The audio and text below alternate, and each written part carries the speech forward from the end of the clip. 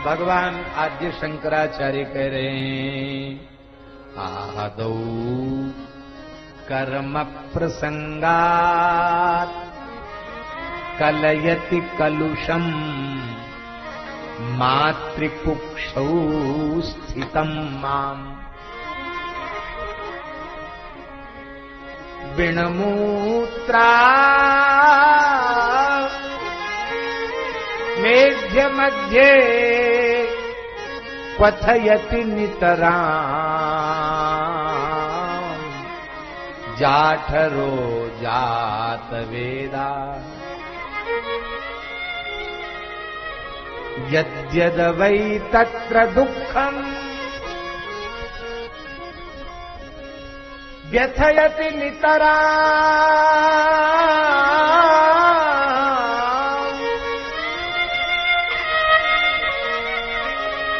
शक्यते केन वक्तुम् क्षन्तव्यो मे पराधः शिव शिव शिव भो श्री महादेव शंभो।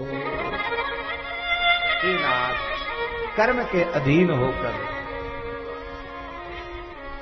मैं मातृगर्भ में गया। बिणमूत्रा मध्य मध्य, यहां तो थोड़ी दुर्गंधाई नाक पे कपड़ा रखते हो, वहां जहां सिर था ना गर्भ में, एक और बहुत बढ़िया तकिया लगी थी वहां। कौन सी तकिया? एक और मल की थैली, दूसरी और मूत्र की थैली, और वो यहां रहती है नाक के पास। ऐसे गर्भ में नीचे सिर ऊपर पैर करके पड़ा था।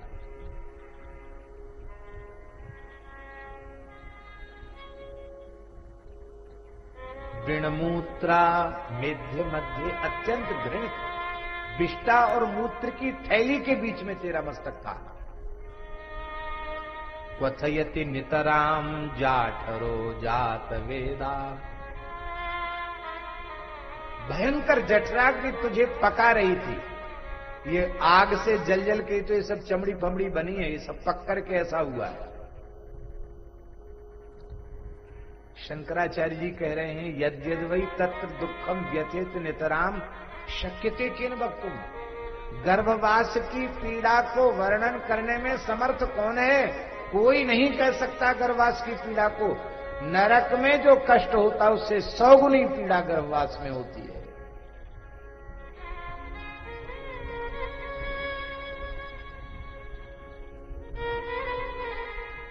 कितनी बार शपथ खाई थी कि अब आएंगे तो भजन करेंगे, पर जो शपथ लिया था उसे भूल गए।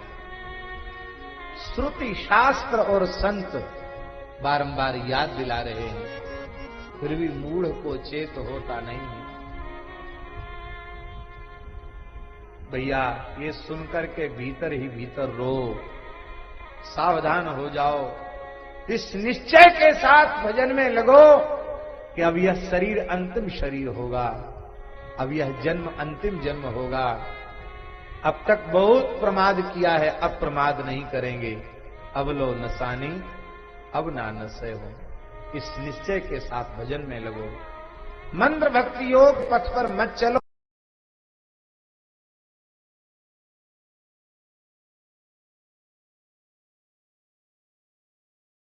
से परम पुरुष की उपासना, और वो तीव्र भक्ति योग है, भगवत दर्शन की व्याकुलता। तो भैया ये व्याकुलता कैसे जगे, भगवान को पाने की इच्छा कैसे जगे? इसके 2 ही साधन हैं। एक तो बारंबार सत्पुरुषों के चरणों में बैठकर भगवत भागवत चरित्रों का श्रवण, व्यास वाणी का श्रवण, वाल्मीकि की वाणी का श्रवण, संतों की वाणी का श्रवण। और ये सुनने का फल क्या है?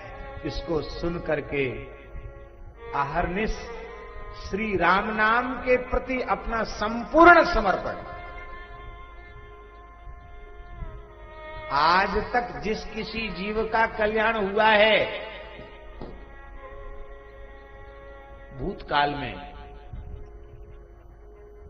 कल्याण हो रहा है वर्तमान काल में अथवा कल्याण होगा, वह उसी भाग्यशाली जीव का होगा जिसने अनन्य भाव से अपना संपूर्ण समर्पण श्री राम नाम के चरणों में कर दिया है। मेरे तो माय बाप दो आखर हो शिशु अरनि अरो, भरोसो जाहि दूसरो सो करो। मेरे माता पिता तो रकार मकार हैं, मैं शिशु हूं।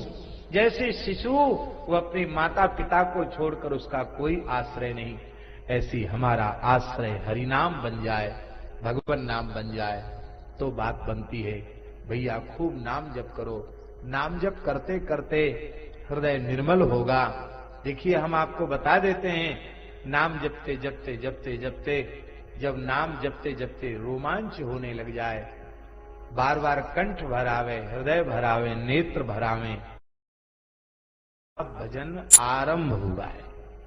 अब तक केवल श्रम हो रहा है, क्रिया हो रही मशीन के जैसी। ये माला जपना तब सफल होगा जब बार बार अश्रु, स्वेद, कंप, पुलक आदि सात्विक भाव जगे। इसके बाद और उन्नति होगी। कभी बिजली के तार छुए हैं? हमारी कथा सुनकर छूना मत, क्योंकि करंट कभी न कभी सबको ही लगता, हमको भी एक दो बार लगा, हमको अनुभव है। ऐसे बिजली के तार से झटके आने लग जाएं, यह है नाम के उस विद्युत का स्पर्श। और फिर ये व्याकुलता भीतर से जगे। युगायितं निमेषेण चक्षुषा प्राविशायितम् शून्यायितं जगत्सर्वम् गोविंद विरहेण में।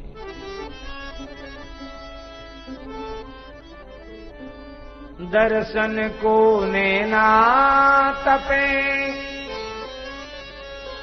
बचन सुनन को कान, मिलिवे को हियरा तपे, जिय के जीवन प्राण गोवर्धन वासी सांवरे।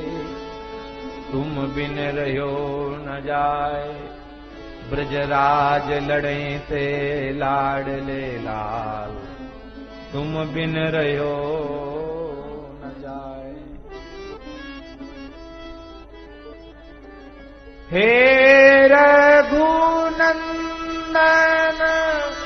प्राण प्रीते, हे रघुनंदन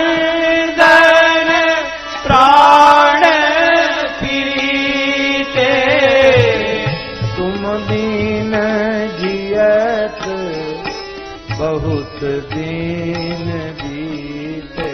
हाँ तुम दीन जियत बहुत दिन बीते।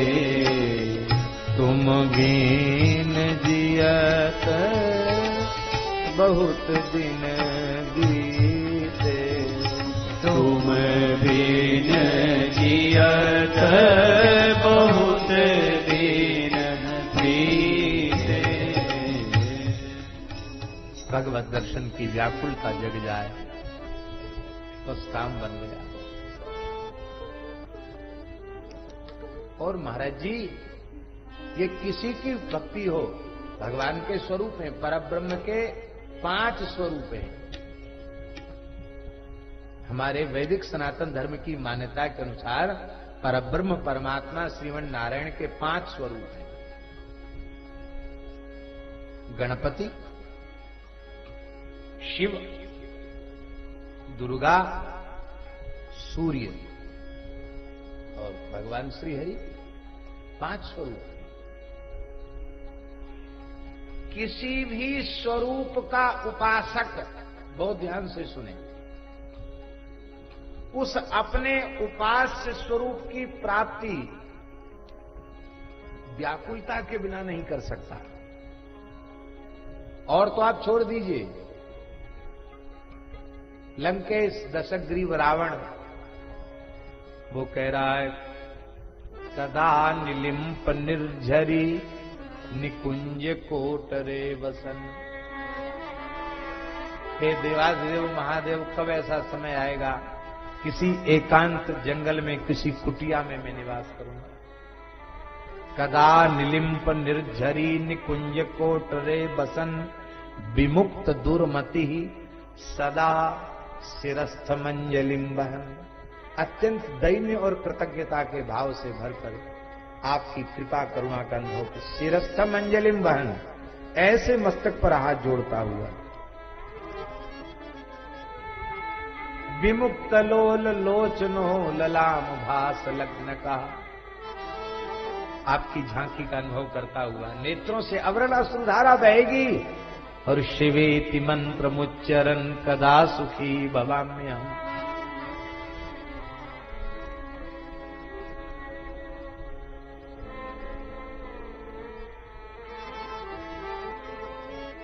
भगवान आदि शंकराचार्य भी यही कह रहे हैं, जननी जननम यातु मम वै भवानी रुद्राणी शिव शिव भवानीति जपता। भैया इसी को प्रेम कहते हैं, इसी को भाव कहते हैं, और ये बिना नाम जप के संभव नहीं है। इसलिए प्रेम की उत्पत्ति में मूल हेतु ही नाम है, जिसे हम तत्व ज्ञान कहते हैं, अर्थ पंचक का बोध करते कहते हैं। शास्त्र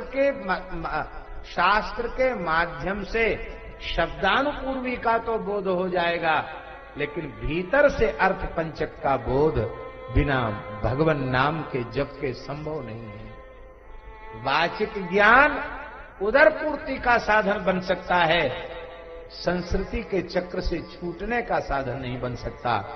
इसका मतलब ये नहीं कि वाचिक ज्ञान नहीं होना चाहिए, शास्त्र ज्ञान नहीं अवश्य होना चाहिए, लेकिन शास्त्र ज्ञान के साथ अनन्य भाव से हरिनाम का आश्रय जरूरी है, क्योंकि विद्या वधु जीवनम, विद्या रूपी वधु का जीवन भगवान नाम है, भगवान की भक्ति है, भगवान की उपासना है।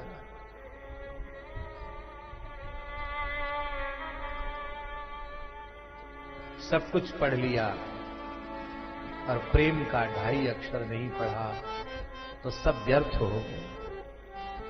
पोथी पढ़ी पढ़ी जगमुआ, पंडित भयान कोय, भाई आखर प्रेम का पढ़े सुपंडित होय।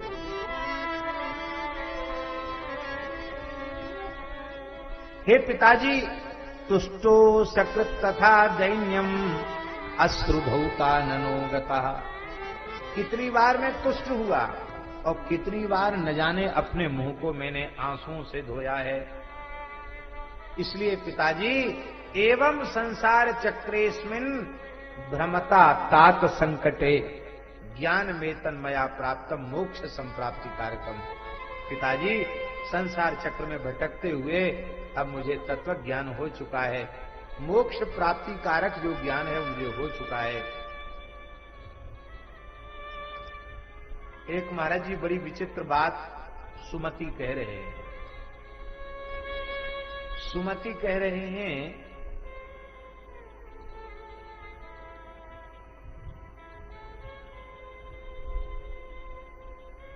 ऋग यजुः साम, ये जो वेदत्रयी है, इस वेदत्रयी के आश्रय से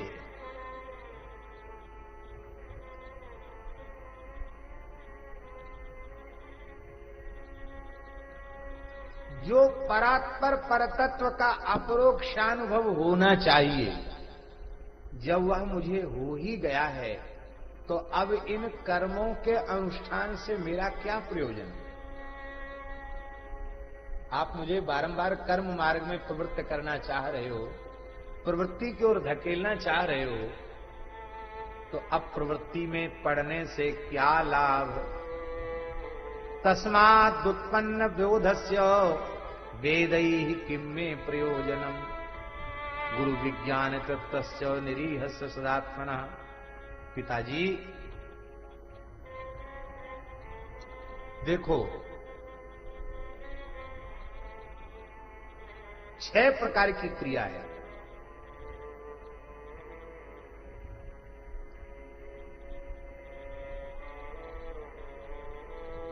छह प्रकार की क्रिया, सुख दुख हर्ष शोक और गुणहीन गुणातीत परब्रह्म को मैं निस्संदेह प्राप्त कर लूंगा। रस, हर्ष, भय, उद्वेग, क्रोध, अमर्ष, बुढ़ापे का दुख जिसको छू नहीं सकता, यहां रस से वैषयिक रस लेना चाहिए। अब मैं इस अपने जाल में फंसाने वाले संसार के धर्म में फंस नहीं सकता, क्योंकि पिताजी आप ही बताइए, जो हिरन एक बार जाल से छूट गया, क्या वह हिरन फिर जानबूझकर उसी जाल में फंसना चाहेगा? सामने फंसा था जाल में हिरन और छूट गया, अब जैसे तैसे छूटा, फिर क्या वहीं जाके तुरंत फंसना चाहेगा? कभी फंसना नहीं चाहेगा। ऐसी अब में फंसना नहीं चाहता। क्यों? क्योंकि महाराज जी, इसमें प्रवृत्ति की निंदा में प्रयोजन नहीं है, जीव को चरम फल कैसे मिले इसमें प्रयोजन है। सुमति कह रहे हैं कि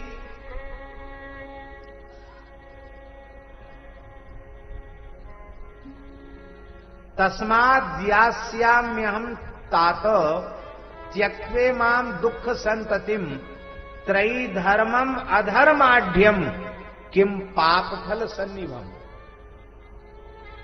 इसका अनर्थ मत कर लेना, ये हमारे जैसे मंद साधक के कक्षा की बात नहीं है, ये सुमति जैसे तत्वज्ञानी महात्मा की ऊंची साधना के स्तर की बात है। वो कह रहे हैं, इस दुख रूप प्रवाह को छोड़ करके मैं परब्रह्म को प्राप्त करूंगा। क्यों? इस त्रयी विद्या रूप धर्म का आश्रय लेकर अब तक मेरा संस्कृति का चक्र नहीं छूटा। देखो, विद्वान पुरुष इस बात का अनुभव कर सकते हैं। 2 भाग हैं, एक पूर्व मीमांसा, एक उत्तर मीमांसा। तो प्रायः पूर्व मीमांसक जो हैं वो मोक्ष किसको मानते हैं?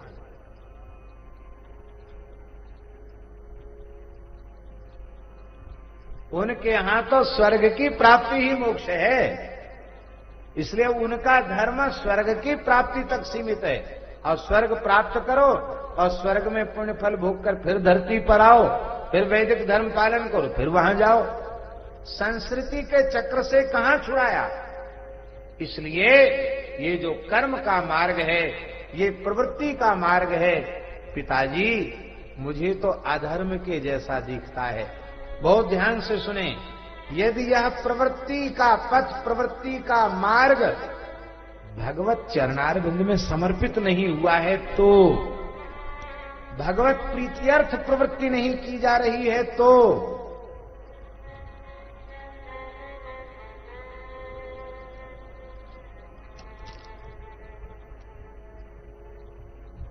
भक्ति विमुख जो धर्म सो अधर्म करि गायो, जोग यज्ञ व्रत दान भजन बिन तुच्छ दिखायो। भक्ति से शून्य धर्म भी अधर्म के जैसा है। बहुत ध्यान से सुने, धर्माचरण का फल क्या मिला? स्वर्ग। स्वर्ग भोग कर कहां आया? फिर धरती पर। पापाचरण किया, उसका फल क्या मिला? नरक। नरक में कष्ट भोगकर फिर कहां आया? धरती पर। तो जिस जंक्शन से पुण्यात्मा चला था, उसी जंक्शन से पापात्मा चला। ट्रेन अलग अलग थी, एक की ट्रेन गई स्वर्ग की तरफ, एक की ट्रेन गई नरक के तरफ, और दोनों लौटकर आए तो फिर उसी जंक्शन पर आ गए। क्या अंतर हुआ? इसलिए भैया, धर्म भी वह धर्म जिस धर्म का साक्षात संबंध भगवान से हो, है। इसलिए धर्म की परिभाषा है नारायण, धर्मस्य यापवर्ग्यस्य नार्थोत्थायोपकल्पते। संसार चक्र से छूटना ही जिसका प्रयोजन है, उसी का नाम है धर्म, उसी को धर्म कहते हैं। और वो संसार चक्र से छूटना बिना वैराग्य के और बिना ज्ञान के संभव नहीं है। ज्ञान वैराग्य भक्ति के बिना संसार चक्र से छूटना संभव नहीं है। हम लोग अनुष्ठान करते हैं, अभी नवरात्रि के समय कितने अनुष्ठान सिद्ध क्षेत्र विंध्याचल में भये होंगे, सकाम भी निष्काम भी बहुत से अनुष्ठान भये होंगे। हम समझते हैं कि लाखों की एक लाख से ऊपर तो दुर्गा सप्तशती के पारायण यहां हो जाते होंगे। ऐसा नहीं है क्या? कितने लोग आते, कितना पारायण होता है।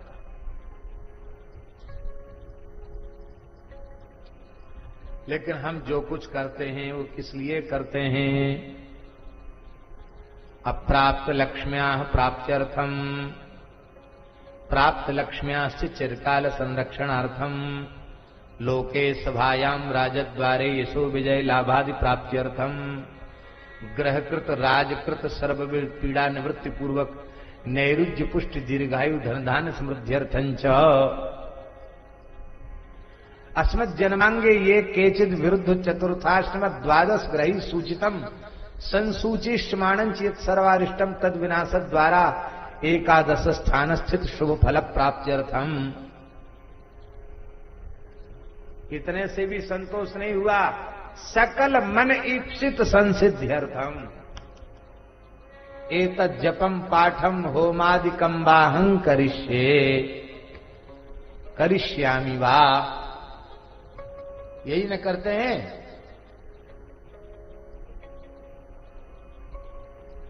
तो क्या ये संकल्प गलत है? बिल्कुल सही है संकल्प। पर भैया, जिन चीजों को आप भगवती से मांग रहे हो वे हजारों हजारों लाखों लाखों बार मिल चुकी हैं। पेट भरा, वही मांग लोगे तो क्या फिर पेट भरेगा? क्या फिर पेट भरने वाला है? तब क्या करें? बोले भगवती के चरणों में बैठ करके यदि अनुष्ठान करना ही है तो भगवती से प्रार्थना करो, मम जन्म मरण भव रोगादि निवृत्त्यर्थम प्रेम लक्षणा रस रूपा भक्ति प्राप्त्यर्थम अस्मिन् जन्मन्येव भवत्याः साक्षात्कार पूर्वक नित्य निरंतर गो विप्र साधु कैंकर्य सिद्ध्यर्थम जगदम्बा प्रसाद सिद्ध्यर्थम एतत् जपम पाठम बाहं करिष्ये।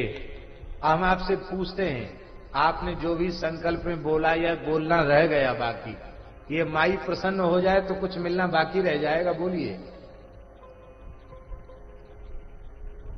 पर भैया, हम धर्म को भी कामना से युक्त कर देते हैं, निष्काम भाव से नहीं करते हैं। इसी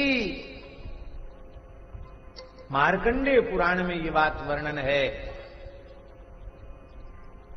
वो राजा और वैश्य जिन्होंने भगवती की उपासना की, उस सुरथ नाम के वैश्य ने कहा कि भगवती अब मुझे कुछ नहीं चाहिए। क्या चाहिए? ले वह दिव्य निर्मल ज्ञान चाहिए जिससे मैं इस संसार के चक्र से छूट सकूं। और भगवती ने कृपा करके वह ज्ञान उसे दिया, वो मुक्त हो गया।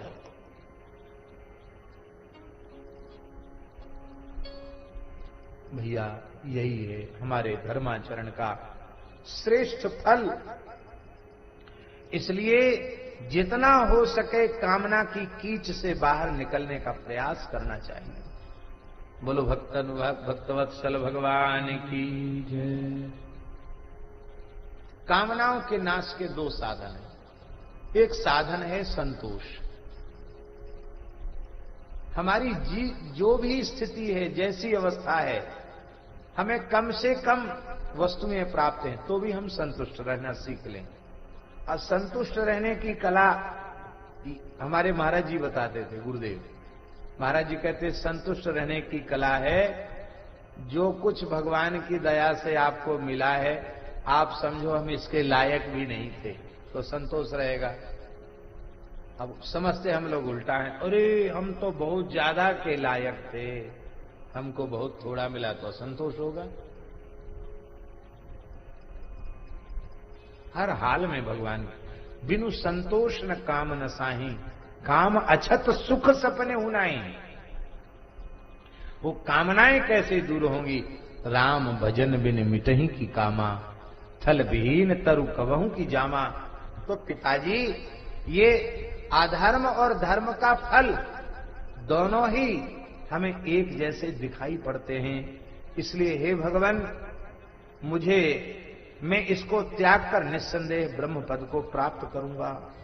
अब महाराज जी ये सुन करके महर्षि के नेत्र खिल उठे। वे तो यही सोचते सोचते रुग्ण हो गए थे कि मेरा बेटा जड़ है, मूर्ख है। उन्होंने कहा कि पितो वाचो कि मैं तद वध से वत्स कुतस्ते ज्ञान संभवारे। बेटा तुम क्या बोल रहे हो? केन ते जड़ता पूर्वम इदानीम च प्रबुद्धता। तुम्हारी जड़ता कैसे समाप्त हो गई? तुम्हारे भीतर ज्ञान उत्पन्न कैसे हो गया? क्या किसी का शाप था या किसी का विकार था? किसी देवता का, किसी ग्रह का प्रकोप था जो तेरा ज्ञान तिरोहित तिरोभूत हो गया था और फिर तेरे भीतर ज्ञान उत्पन्न हो गया है।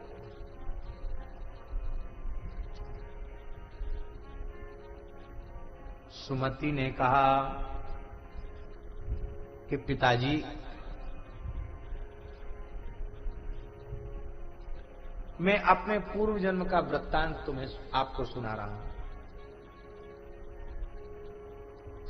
अहमासम पुरा विप्रो न्यस्तात्मा परमात्मनि आत्मविद्या विचारेषु पराम निष्ठामुपागतः। हे तात, मैं पूर्व जन्म में एक ब्राह्मण था। परमात्मा में अपने आत्मा को अवस्थित करके मैंने परम दुर्लभा आत्मविद्या ब्रह्म विद्या प्राप्त कर ली थी। सदा योग युक्त रहता था। साधुता के दिव्य गुणों को मैंने प्राप्त कर लिया था। साधुता का अभ्यास, सत्संयोग, सत्स्वभाव, विचार और विधि शोधन अर्थात विधियों का उद्धार। और धीरे धीरे मुझे शब्द ब्रह्म पर ब्रह्म का बोध हुआ और फिर भगवान की प्रचंड माया। बहुत ध्यान से सुने भाई, यह एक साधक की जीवंत कथा है, आत्म कथा है।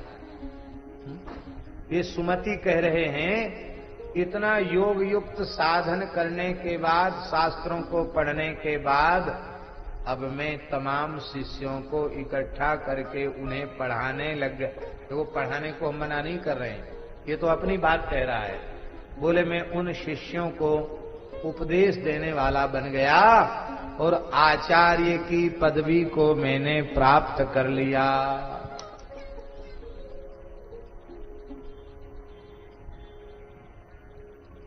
कहां इतने सावधान साधक अपने बारे में ये कह रहा है, और यहां तो पैसा खर्च करके आचार्य बना जाता। महाराज, 4 संप्रदाय वाले महाराज बैठे, पूछ लो।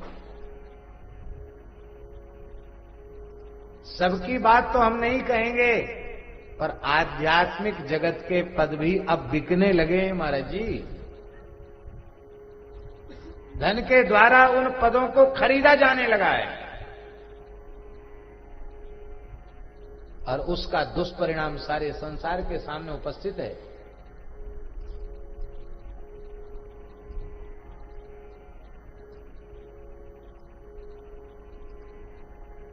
इसीलिए लिखा है न शिष्यान अनुबधनेयात ग्रंथान नैवाभ्यसेत बहून, है ये सब इसीलिए लिखा महाराज महात्मा के लिए। बोले बस में इसके बाद जो है आत्मविद्या विचारेषु पराम निष्ठा उपागता, और महाराज जी मैं आचार्य पदवी को प्राप्त हो गया। और ऐसा नहीं कि फिर मैं आचार्य बनकर बस उसी में रचपच गया हूं। बोले नहीं, कुछ काल बीतने पर मैं एकांतिक हो गया, एकांत में चला गया, अर्थात उस आचार्य पद वाली प्रवृत्ति का भी त्याग कर एकांत में चला गया।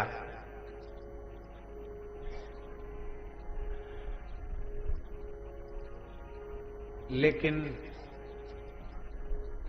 पहले जैसे अत्यंत प्रमाद रहित होकर सावधान होकर मैं साधन में लगा था, अब वह प्रवृत्ति साधन में नहीं रह गई, प्रमाद आ गया है?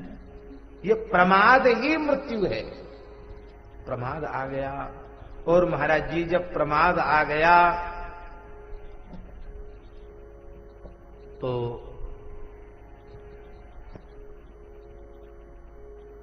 अज्ञान से आकृष्ट स्वभाव, अज्ञानाकृष्ट सद्भावो विपन्नश्च प्रमादता। इस अवस्था पर पहुंचने के बाद भी प्रमाद के कारण अज्ञान ने मुझे घेर लिया, मेरे ज्ञान को अज्ञान ने ढक लिया। इसी को भगवान गीता में कहते अज्ञानेनावृतम ज्ञानम तेन मुह्यन्ति जन्तवः। ज्ञान को अज्ञान ने ढक लिया।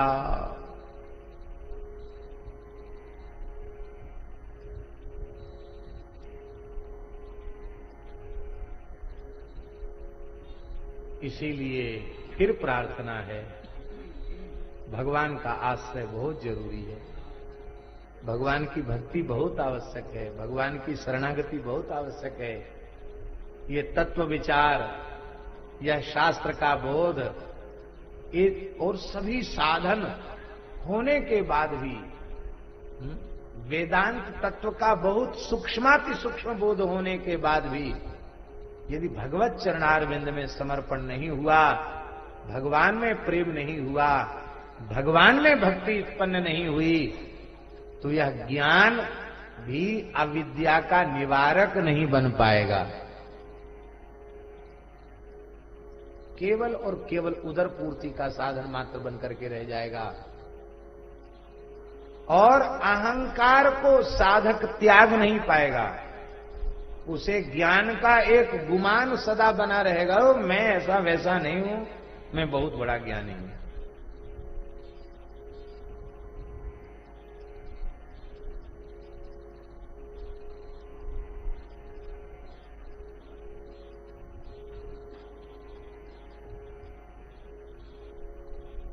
ये जो हम लोगों को डिग्रियां मिलती ना ज्ञान के अध्ययन के क्षेत्र में, इनका भी एक बड़ा अहंकार होता है।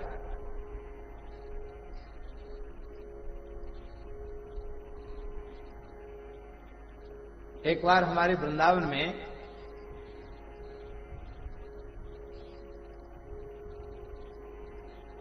एक बड़ी गोष्ठी हुई थी, इसमें संपूर्णानंद विश्वविद्यालय के कुलपति जी भी पधारे थे और अनेक जगहों से विद्वान पहुंचे थे, विद्यार्थी भी कई जगह से पहुंचे थे।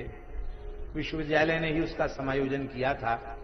वृंदावन रंग लक्ष्मी में विविध साहित्य, न्याय, व्याकरण आदि के विषयों पर विद्यार्थियों की शास्त्रार्थ गोष्ठी हुई थी। उसमें णिजंत और अणिजंत का जो विषय है व्याकरण में, णिजंत अणिजंत के विषय को लेकर के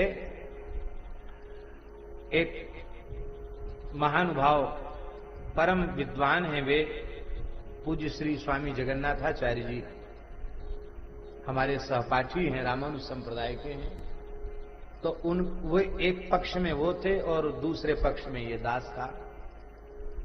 तो उस पक्ष में अब वो तो हमारी कोई योग्यता थोड़ी, हम गुरुजनों ने ही हमको पूर्व पक्ष उत्तर पक्ष तैयार कराए थे, बढ़िया से तैयार किए हुए थे।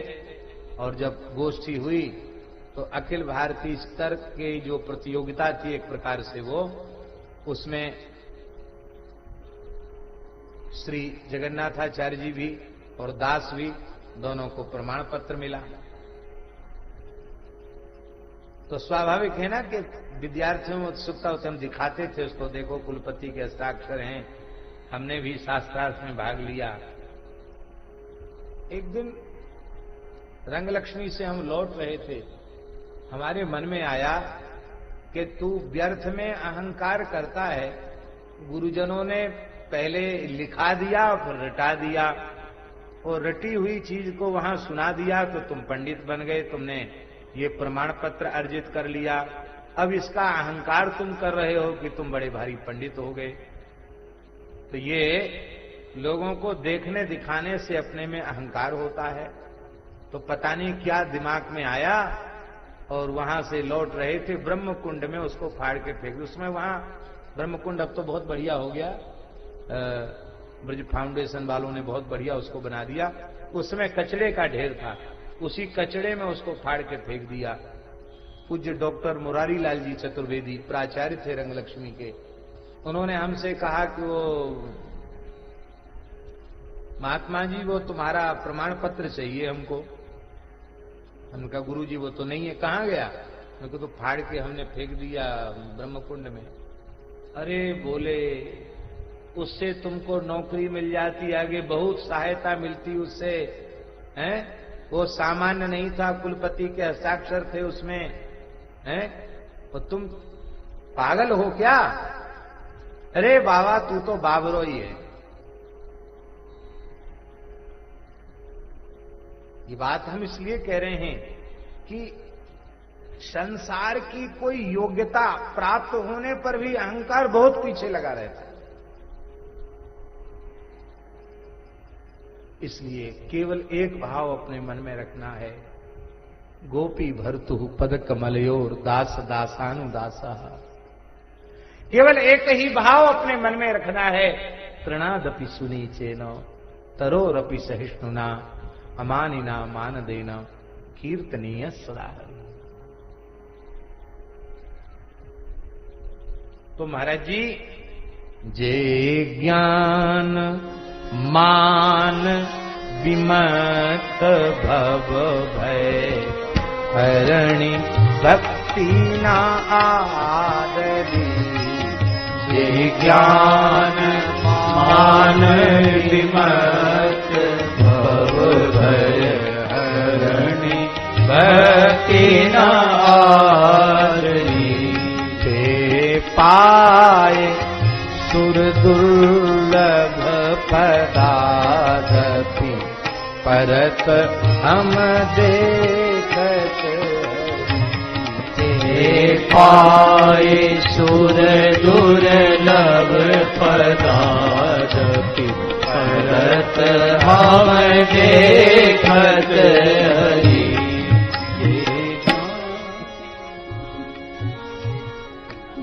हे पिताजी, अज्ञाना कृष्ण सदभावो विपन्नश्च प्रमादतः। लेकिन साधन कभी व्यर्थ नहीं जाता। कितनी प्यारी बात सुमति कह रहे हैं। जो मैंने अपने जीवन के पूर्व काल में ब्रह्मचर्य व्रत का पालन करते हुए, योगाभ्यास करते हुए जो मैंने पर ब्रह्मोपासना की थी, वह उपासना व्यर्थ नहीं गई। और उसका लाभ यह मिला कि उत्क्रांति कालात आरभ्य स्मृति लोपो न में भूत में भवत है। प्राण की उत्क्रांति के काल से, जब मेरे प्राण निकले उस समय भी मुझे स्मृति बनी हुई थी, मेरी स्मृति लुप्त नहीं हुई। और 10,000 जन्म बीत चुके हैं, लेकिन फिर भी मेरी स्मृति लुप्त नहीं हुई। यावदब्दम गतम चैव जन्म नाम स्मृतिमागतम। अब ये तो हुई योगाभ्यास आदि साधनों की बात, ब्रह्म विद्योपासन की बात। अब हम एक बात आपसे निवेदन कर रहे हैं।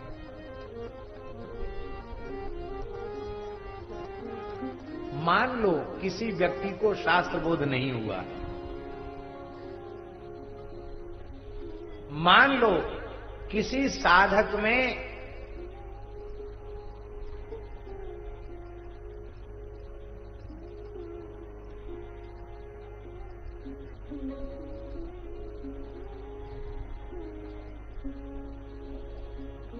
जो भी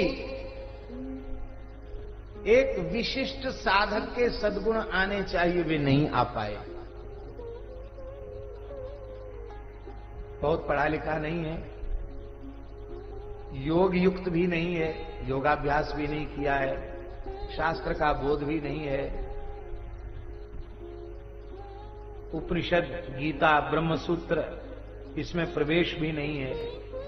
अरे महाराज जी, निरक्षर भट्टाचार्य है, सीधे कह दें निरक्षर भट्टाचार्य है, अंगूठा छाप है। और महाराज महात्माओं को तो, जो विरक्त महात्माओं को तो अंगूठा भी लगाने की जरूरत नहीं, कुछ संसार की प्रवृत्ति करने नहीं तो अंगूठा भी काहे को लगाना। ऐसा कोई साधक है, बस सीधा साधा सहज सरल है और कुछ नहीं जानता है, केवल राम राम करता है, तो उस साधक के कल्याण में संदेह नहीं है। सारे जीवन साधन करने के बाद भी यदि अंतिम क्षण में हमारा ज्ञान उदित नहीं हुआ, ज्ञान विलुप्त हो गया, तो उस बड़े से बड़े साधक को संस्कृति के चक्कर में पड़ना पड़ेगा, लेकिन भजन करने वाले को नहीं। है भैया, राम राम जपने वाले मरते समय बात पित्त कफ आदि के दोष के कारण वे व्याकुल हो जाएं, भगवान की याद न कर पावे, तो भी उनका पतन नहीं होता।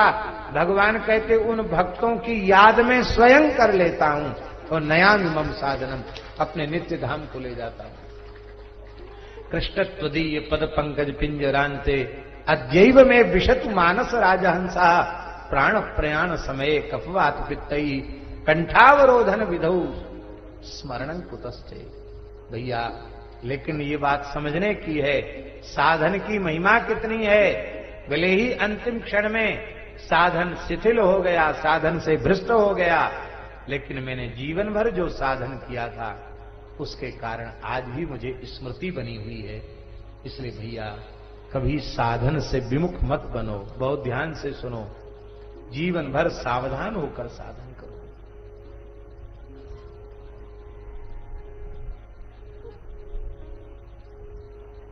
संसार की उपलब्धि कोई काम देने वाली नहीं।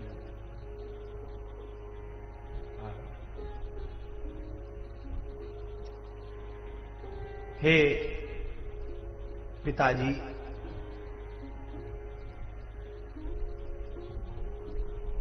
ये मुझे जो विस्मृति नहीं हुई, ये किस पुण्य का फल है? लिखने योग्य श्लोक है। ये किस पुण्य का फल है? बोले ज्ञान दान फलम हेतद जाति स्मरणम मम नहीं तत् प्राप्यते तातो त्रयी धर्माश्रितैर नरई। जो त्रयी धर्माश्रित हैं, कर्मकांड के मार्ग पर चलने वाले जो प्राणी हैं, उन्हें यह गति कभी भी प्राप्त नहीं हो सकती है। यह गति, यह जाति स्मरता, ये पूर्व जन्म की स्मृति मुझे इसलिए हुई कि मैंने अपने जीवन भर मुमुक्षुओं को ज्ञान का उपदेश किया। इससे ये बात पक्की हो गई कि जीवन भर आप भगवत भागवत चर्चा करोगे तो ये बात ठाकुर जी के दरबार में पक्की हो गई कि यह ज्ञान तुम्हारा किसी जन्म में भी लुप्त होने वाला। इसलिए भैया, भगवान के तत्व का उपदेश, ज्ञान विज्ञान का उपदेश, भक्ति का उपदेश, यह एक बहुत ऊंची वस्तु है। सोहम पूर्वाश्रमादेव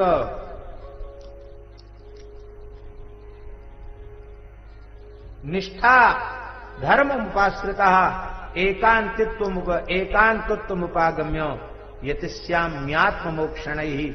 इसलिए मैं अब एकांत लाभ प्राप्त करता हुआ और अब मैं अपने जन्म को सुधारूंगा।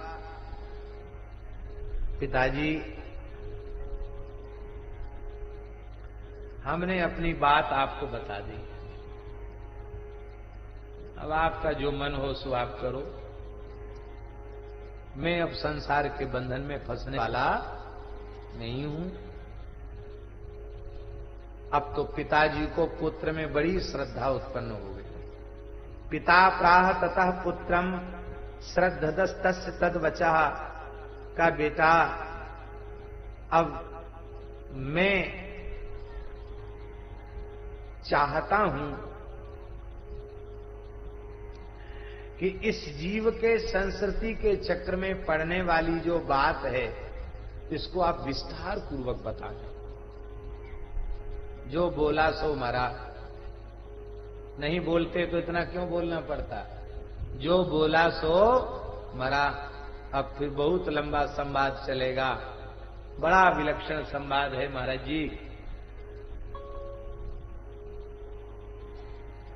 बहुत लंबी चौड़ी चर्चा है, इसको भी हम करेंगे, भले ही संक्षिप्त से करें, पर इसको हम कहेंगे थोड़ी देर कीर्तन कर लें। श्री राम जय राम जय जय राम, श्री राम जय राम जय जय राम, श्री राम जय राम जय राम, श्री राम जय राम जय राम, श्री राम जय राम जय जय राम, श्री राम जय राम जय जय राम, सीताराम जय सीताराम, सीताराम जय सीताराम, राधे श्याम जय राधे श्याम, राधे श्याम जय राधे श्याम, श्री राम जय राम जय जय राम, श्री राम जय राम जय जय राम। तो हमने निवेदन किया था कि एक तो प्राप्य क्या है, भगवान प्राप्य है, प्राप्ता जीव है, और प्राप्ति का उपाय ज्ञान और भक्ति, ये प्राप्ति के उपाय हैं, प्राप्ति के साधन हैं। कितने हो गए? 3। चौथा है प्राप्ति में विरोधी। प्राप्ति में विरोधी क्या है? उसका त्याग।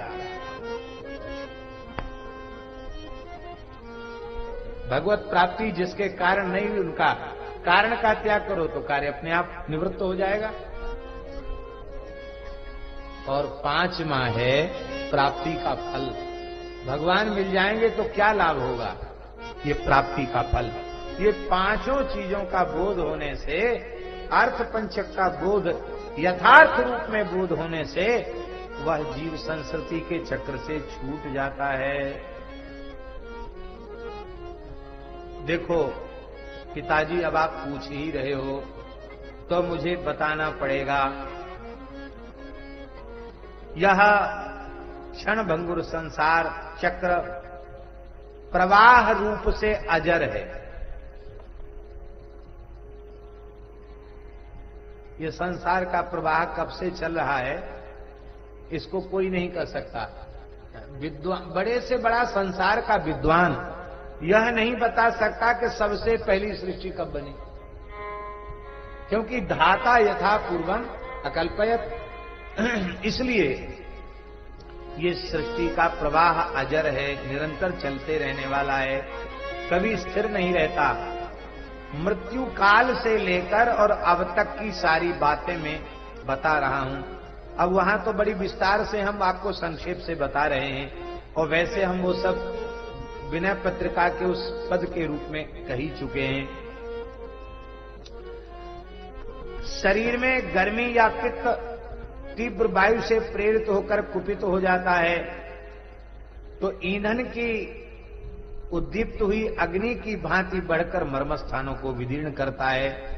उदान नाम की वायु ऊपर की ओर उठाता है और खाए पिए हुए अन्न को, जल को नीचे की ओर जाने से रोक देता है। आपत्ति की अवस्था में भी उसी को प्रसन्नता रहती है। जिसने पहले जल और अन्न का रस का दान किया हुआ है, वह व्यक्ति रुग्णावस्था में दान के प्रभाव से तृप्ति का अनुभव करता है।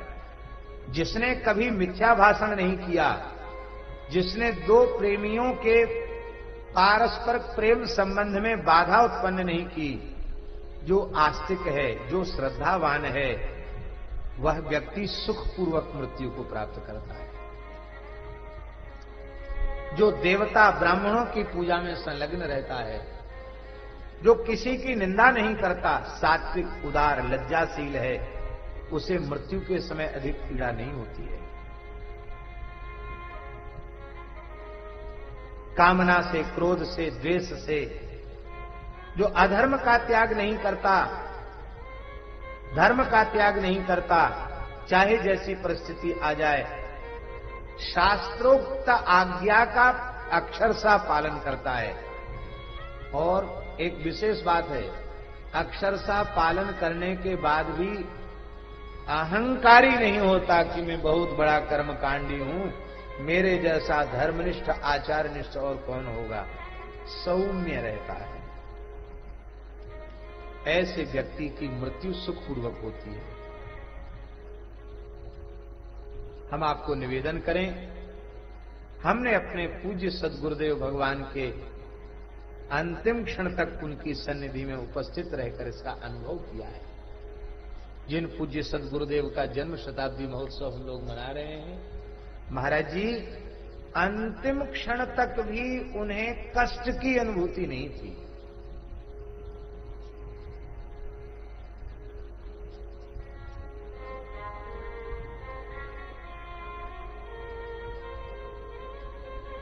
अब बहुत लंबी बात तो हम आपको क्या बतावें। ज्येष्ठ शुक्ल पंचमी, श्रुति पंचमी जिसको कहते हैं, ठीक ब्रह्मवेला में उन्होंने भगवत धाम प्रयाण किया। उसके पूर्व की स्थिति हम आपको बता रहे हैं। महाराज जी को उसके पूर्व उनकी इच्छा के अनुरूप 2 आवृत्ति संपूर्ण भक्तमाल की सुनाई गई। श्रीमद् भगवत गीता सुनाई गई। संपूर्ण श्री राधा सुधा निधि सुनाई गई। दास ने 12 सर्ग गीत गोविंद पूरा सुनाया। जिस दिन जाना था उसी दिन अर्धरात्रि में रास पंचाध्यायी सुनाई गई। और एक विलक्षण बात, राधा वल्लभ लाल, गर्मी का महीना था, राधा वल्लभ लाल जी के शरीर का संपूर्ण पुष्पमय श्रृंगार और चंदन संत लेके आए। महाराज जी के पूरे शरीर में कलियों का श्रृंगार।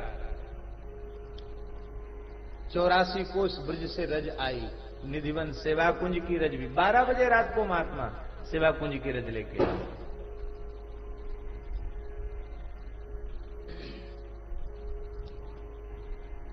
रास पंचाध्यायी संपन्न हो गई, पाठ संपन्न हो गया। और महाराज जी को पूरी स्मृति है। हमने महाराज जी को कहा, महाराज जी और कुछ सुनाए, तो इशारा हुआ सुनाओ। भागवत जी की पोथी खोली तो कपिलोपाख्यान निकला। वह उन्हें बहुत प्रिय था। हम मूल श्लोक सुना रहे थे, भगवान के संचिंतयेत भगवतः चरणा अरविंदम वज्रांकुशध्वज सरोरुह लांछनाड्डम उत्तुंग रक्त विलसन नखचक्रवाल ज्योत्सनाभिराहत महद हृदयान्धकारम। हम गाकर के सुना रहे थे और महाराज जी नेत्र खोलकर इतने आह्लादित थे, इतनी प्रसन्नता थी मुखारविंद पर, हम कह नहीं सकते हैं। बार बार प्रेम के लक्षण श्रीअंग में प्रकट हो रहे थे और नेत्रों से अश्रुधार बह रही थी। मानो वे परम विद्वान संस्कृतज्ञ तो थे ही, एक एक अक्षर के रस का आस्वादन वे कर रहे थे। हमको ऐसा अनुभव हो रहा था कि हम गा रहे हैं और भगवान का नक्सिक दर्शन महाराज जी को हो रहा है। वे अपने दाहिने हाथ से हमारा हाथ ऐसे पकड़े हुए थे, एक हाथ से, और जैसे ही भगवान का श्रृंगार का वर्णन पूर्ण हुआ, अकस्मात उनके चेहरे पर एक विलक्षण प्रकार की प्रसन्नता व्यक्त हुई और ऐसा हाथ मेरा हाथ भी साथ ही ऐसे हुआ और बस फिर महाराज जी ने नेत्र बंद कर लिए। भगवत धाम प्रयाण के ठीक 4 बजे, गर्मी का समय था, मेघमाला आ गई, उसी समय ठीक बादल गरजे और बिजली का ऐसा प्रकाश हुआ, लाइट चली गई थी। जो लोग हैं अभी उनको स्मरण में होगा, पूरा स्थान जगमगा गया बिजली के प्रकाश से। ठीक उसी समय गर्मी पता नहीं कहां चली गई, शीतल मंद सुगंधित पवन बह उठी। मैंने अनुभव करके देखा कि अंतिम क्षण तक भगवान की स्मृति बनी रही, शरीर संसार में उनकी वृत्ति नहीं गई है। ये है उनकी सौम्यता, ये है उनकी विनम्रता, ये है उनकी साधना, यह है उनकी विलक्षण भक्ति का प्रभाव। और हमको तो धाम जाते समय भी हाथ उन्होंने छोड़ा नहीं, हाथ पकड़े ही रहे। इसलिए आज भी हमको लगता है श्री गुरुदेव भगवान हाथ पकड़े हुए हैं, उन्होंने हाथ पकड़ रखा है। भैया गुरु तत्व और भगवत तत्व दो नहीं है, एक ही तत्व है, एक ही तत्व है। बस अपना हाथ पकड़ा दो अपने गुरुजनों के हाथ में, बस काम बन जाएगा। बोलो सद्गुरुदेव भगवान की जय। तो ऐसे जो लोग हैं उनको मृत्यु का कष्ट नहीं होता है। जिसने कभी जलदान नहीं किया उस व्यक्ति को मरते समय भयंकर प्यास लगती है, अन्नदान नहीं किया उसको भूख लगती है मरते समय। जो लोग शीत ऋतु में लकड़ी का दान नहीं करते उनको बहुत भारी जाड़ा लगता है। जो चंदन का दान करते हैं उनको मरते समय जलन नहीं होती है, प्राणघातनी वेदना का वे अनुभव नहीं करते हैं। ऐसे महाराज अनेक दान पुण्यों का क्या क्या फल है उसका वर्णन किया और कहा कि जो झूठी गवाही देते हैं, झूठ बोलते हैं, बुरी बातों का उपदेश देते हैं, वेद आदि शास्त्रों की निंदा करते हैं, ऐसे लोग बेहोशी में प्राण त्यागते हैं, उनको कोई स्मृति रहती नहीं है। इसलिए इन दोषों से सदा बचना चाहिए। ऐसे जो ब्राह्मण, गौ और वेद के निंदक हैं, धर्म के निंदक हैं, मनमाना पंथ चलाने वाले लोग हैं, ऐसे लोग मरने के बाद भयंकर यमलोक में जाते हैं। ये यमराज के दूत भयंकर हथौड़ी मुगदर लेकर के आते हैं, उनके देह से बड़ी दुर्गंध आ रही होती है और उन यमदूतों को, भयंकर आकृति वाले यमदूतों को देख करके मनुष्य कांप उठता है, बार बार चिल्लाने लग जाता है। एक भी बात उसकी समझ में परिवार के लोगों को नहीं आती है और भय के मारे आंखें नाचने लग जाती हैं, मुख सूख जाता है, ऊर्ध्व श्वास चलने लग जाती है, देखने की शक्ति भी नहीं रहती और वह अत्यंत वेदना से युक्त होकर के प्राणों का विसर्जन करता है। और फिर भैया अंते मति सा गति, जैसी वृत्ति होती है मरते समय उसी गति को प्राप्त करता है। एक गांव की सत्य घटना हम आपको सुनाएं। बहुत पढ़े लिखे व्यक्ति थे, कायस्थ थे, क्षेत्र में उनका नाम था, बड़ा सम्मान था, पंचायत में उनकी बात को कोई काटने वाला नहीं था। पुराने जमानों में गांव में पंचायतों में सब फैसले हो जाते थे। तो चतुराई तो उनमें बहुत थी। एक चतुराई और थी, क्या? गांव में जब पूरे गांव की तरफ से कोई धार्मिक उत्सव होने लग जाता तो लोग उन्हीं को मुखिया बनाते। और उनको मुखिया बनाने का प्रयोजन क्या था? वे पैसा बचा लेते थे। बोलो भक्तवत्सल भगवान की। ऐसे ही व्यक्ति को योग्य समझा जाता है जो चंदा में पैसा खूब उठा ले और फिर खर्च पूरा न करे, कुछ बचा ले, कहेंगे हाँ बहुत अच्छा चतुर आदमी है। और हमारे जैसे आदमी को बुद्धू माना जाता है कि इतना खर्च कर दे कि कुछ कर्जा हो जाए सिर पे, उसको संसार में मूर्ख माना जाता है। बुद्धिमान उसी को माना जाता जो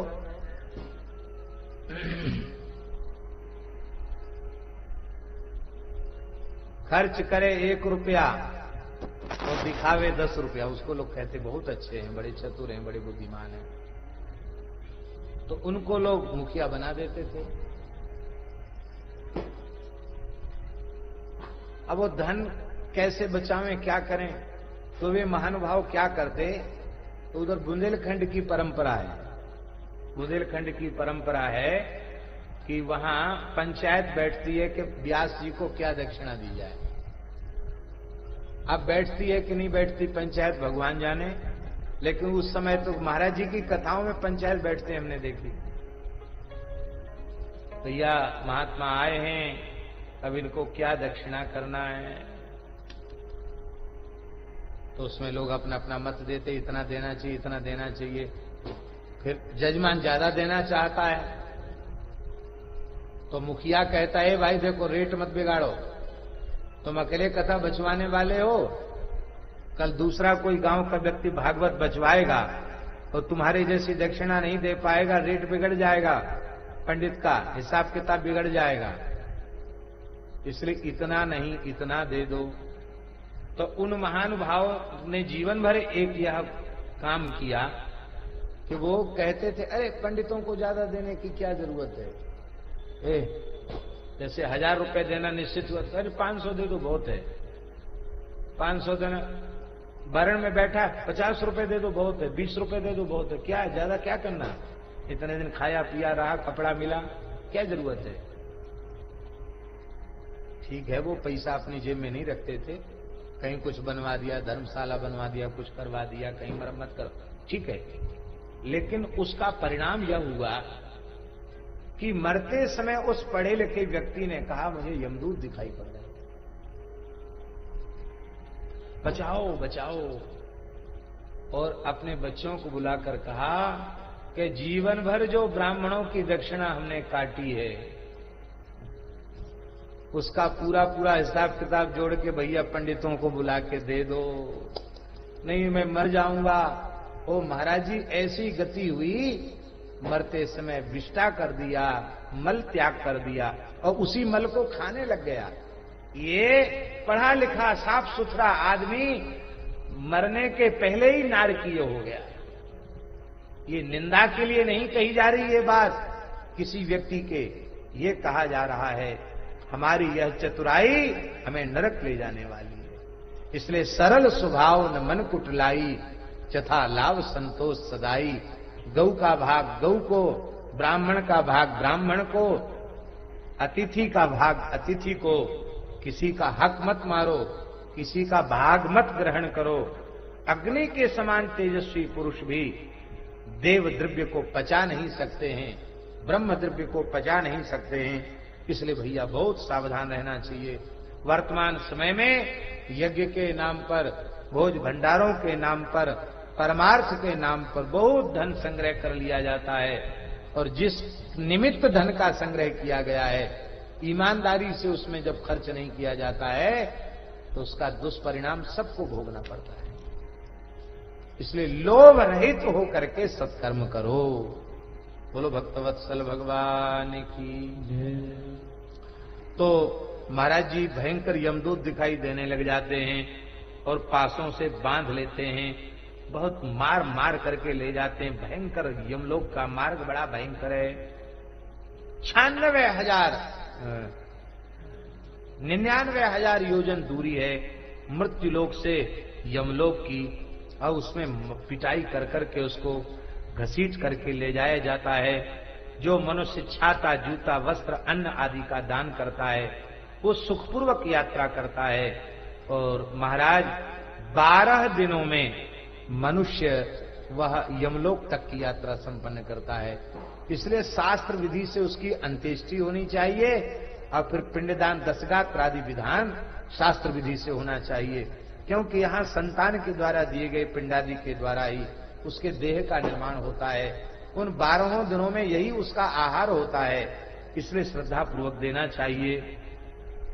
और महाराज जी वो 12 दिनों तक विवश होकर बार बार अपने घर की ओर देखता है, दृष्टि लगाता है और दाह का अनुभव करता है। भयंकर वेदना उसके शरीर में होती है और वह यातनामय देह उसे प्राप्त होता है और उस यातनामय देह की मृत्यु नहीं होती है।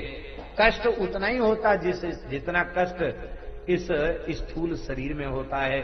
भैया घर में कोई मर जाए तो जब तक तिरही ना हो जाए तब तक तेल मत लगाओ, साबुन मत लगाओ, उबटन मत लगाओ।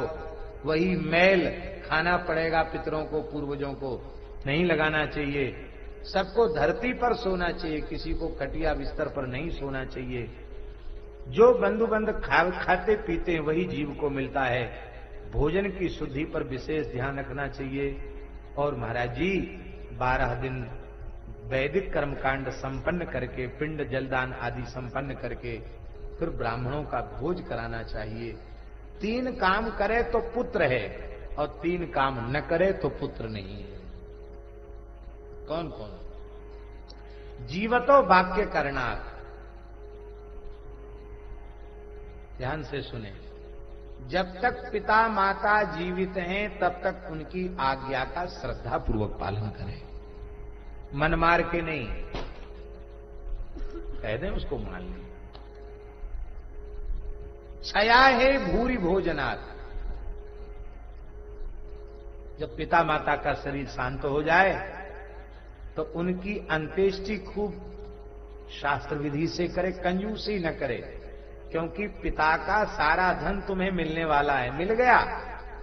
उस मकान को, उस संपत्ति को तुम ही भोगने वाले हो। तब उनके कल्याण का चिंतन क्या तुम्हें नहीं करना चाहिए? अवश्य करना चाहिए। छया है भूरी भोजनात्। मरने के बाद खूब भोजन कराओ, लेकिन कान खोलकर सुन लो। ऐसा भोजन मत कराओ कि खेत बिक जाए, मकान बिक जाए, अपने पत्नी के आभूषण गिरवी रख दिए जाएं। ऐसा भी होता है। उधर कुछ क्षेत्र ऐसा है, अब क्षेत्र का नाम लेंगे तो वो लोग सुन रहे होंगे, उनको बड़ा बुरा लगेगा। इधर भुंड मुरैना वगैरह का क्षेत्र ऐसा है, आगरा का क्षेत्र भी उसी में आ जाता है। ये सब क्षेत्र कुछ ऐसा है जहां लोग कितने हजार कितने लाख लोगों को जिमाइश में प्रतिष्ठा मानते हैं और उसमें खेत मकान बिक जाता है, आभूषण गिरवी रख दिए जाते हैं और व्यक्ति रोड पर आ जाता है कुछ दिनों में। अरे भाई, इसकी क्या आवश्यकता है? पितृकार्य ऋण करके नहीं करना चाहिए, बेचकर नहीं करना चाहिए। देव कार्य किया जा सकता, पितृकार्य नहीं। इसलिए अपनी जो सामर्थ्य है उसमें कंजूसी न करे, अपनी सामर्थ्य के अनुसार खूब भोजन करावे और फिर सपिंडी कृत्य करे और सविधि गया जी में जाकर श्राद्ध करे। गया पिंड प्रदानाच त्रिभी पुत्र से पुत्रता जीवतो वाक्य करणात् छया हे भूरी भोजनात् गया पिंड प्रदानाच त्रिभी पुत्र से पुत्रता। ये 3 काम करे तो पुत्र है। अब देखिए अब स्थिति क्या है। अब स्थिति ये है कि अब तो लोग, हमने सुना है कि मरा नहीं कि 2-3 दिन में, तीसरे दिन तो सब अपने काम धंधे पे चले जाते हैं। अब लोगों ने, अब समाज सुधारक संस्थाएं, वो हैं तो धर्मनाशक समाज बिगाड़क, और घोषित उनका बैनर है समाज सुधारकों का। वे समाज सुधारक लोग लोगों को शपथ दिलवा रहे हैं, सूतक मत मानो, तिरही मत करो, मृत्यु भोज कराना बंद कर दो।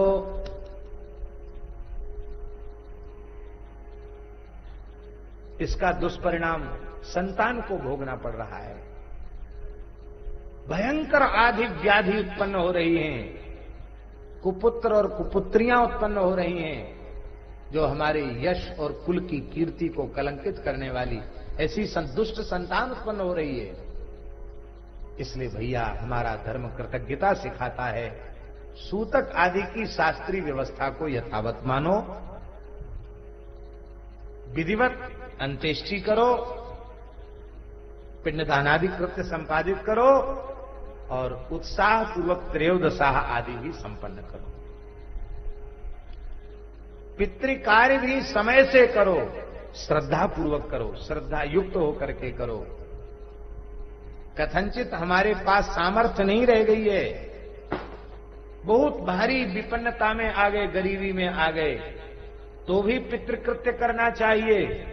दक्षिण दिशा की ओर मुंह करके रुदन करता हुआ हाथ उठाकर पितरों से कहे कि आज हमारी ये अवस्था है, मैं कुछ नहीं दे सकता, कर सकता, मैं स्वयं भूखे मर रहा हूं, ऐसा कह करके एक मुट्ठी घास उखाड़ कर किसी भी भारतीय वेद लक्षणा गाय को खिला दे तो संपूर्ण पितर तृप्त हो जाए। लेकिन श्राद्ध अवश्य करना चाहिए। ये इसका मतलब ये नहीं है कि अब बस सब छोड़ दो, एक मुट्ठी घास ही खिला दो। गौ सेवा तो करो, 16 दिन खूब करो, जीवन भर करो, लेकिन यदि सामर्थ्य नहीं है तो एक मुट्ठी घास उखाड़कर गाय को खिला दो तो भी काम बन जाएगा। इतनी महिमा है। इसलिए भैया जो नहीं देते हैं वे कृतज्ञ हैं, और तब जब तक सूतक निवृत्त नहीं होगा शास्त्रीय, तब तक अशौच बना रहेगा और उसके घर का खाना पीना भी धर्म नहीं। अब समय ऐसा आ गया, सही बात कह रहे हैं, अब किसी के घर का पानी पीने का धर्म नहीं है। लोग माने नहीं, शास्त्रीय व्यवस्थाओं को नहीं मान रहे हैं। इनको मानने में ही जीव का लाभ है। भयंकर नरक की यातनाएं उसे भोगनी पड़ती हैं। 12 दिन के बाद बारंबार अपने नगर को देखता, घर को देखता है। भयंकर जमराज उसे दिखाई पड़ते हैं। उनकी भौहें बड़ी टेढ़ी हैं, बड़े भयंकर स्वरूप में हैं। हजारों रोगों ने उनको घेर रखा है। बड़ी विशाल भुजाएं हैं, यमदंड पास धारण किए हुए हैं। और महाराज वे उस अधर्म करने वाले जीव को भयंकर रौरव नरक 8000 कोस, 8 तिया 24,000 कोस लंबी चौड़ी, और वो नरक है उस 24,000 किलोमीटर के हैं। 24,000 किलोमीटर में चलना पड़ता। अब समझ लो, वहां टैक्सी वैक्सी नहीं मिलेगी, हैं? ये सब गाड़ियां नहीं चलेंगी वहां, उसमें दौड़ाया जाता है। इसलिए भैया पाप से सदा बचो, नरक की यातना से छूटने का प्रयास करो। और इसके बाद फिर कीड़ा मकोड़ा, हिंसक जीव, मक्खी मच्छर, हाथी, वृक्ष जाने किस किस योनियों में आता है। और फिर जब मनुष्य बनता है इसके बाद तो कुबड़ा, नाटा, कुरूप, चांडाल आदि के पाप युक्त कुल में पैदा होता है। और फिर अच्छे कर्म करता है तो शूद्र से वैश्य कुल में, वैश्य से क्षत्रिय कुल में, क्षत्रिय से ब्राह्मण कुल में उत्पन्न होता है। इस तरह से उसकी उन्नति होती। फिर कभी देवता बन जाता है, कभी सत्कर्म करके वह इंद्र भी बन जाता है। पर हे पिताजी, जब तक उसके भीतर ज्ञान उत्पन्न नहीं होता है तब तक वो संस्कृति के चक्र से तो नहीं ही छूटता है। इस प्रकार से आरोहणी अवरोहणी गति का विस्तार पूर्वक वर्णन किया है। महारौरव आदि नरकों का वर्णन किया है।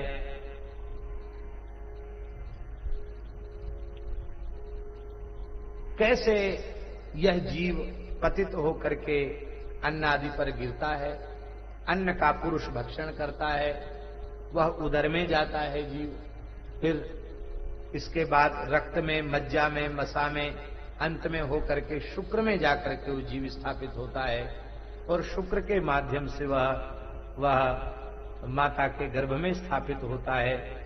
और इस प्रकार से कैसे कललन त्वेक रात्रेण पंचरात्रेण बुद्बुदम इत्यादि प्रकार से कैसे वो बढ़ता है गर्भ, ये भी वर्णन किया गया।